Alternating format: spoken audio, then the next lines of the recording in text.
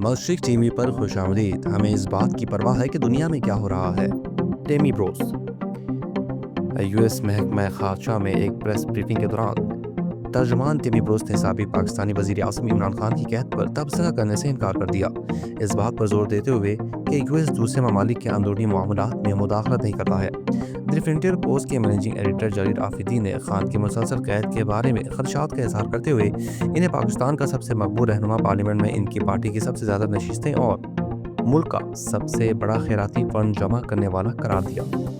आफरीदी ने गुज़िश्ता 2 सालों में पाकिस्तान में जमहूरियत और इंसानी हुकूक की बिगड़ती हुई हालत को उजागर किया, ख़ास तौर पर ख़वातीन की ये पूछते हुए कि क्या सदर डोनाल्ड ट्रंप का इस सूरत हाल से निपटने का कोई मंसूबा है।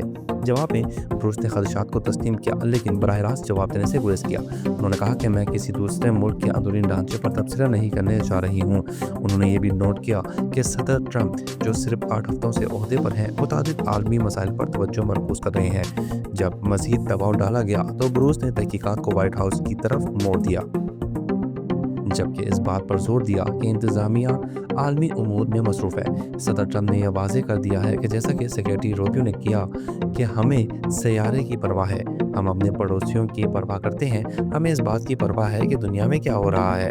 यह तबादला पाकिस्तान के सियासी बहरान पर जारी बैनुल-अक़वामी तवज्जो और पाकिस्तानी नजात अमरीकियों और आलमी मुबस्सिरीन की तरफ से अमरीकी इंतज़ामिया की तरफ से मजबूत रद्द-ए-अमल की बढ़ती हुई तवक्कुआत की निशानदही करता है। मशरिक टीवी देखने का शुक्रिया।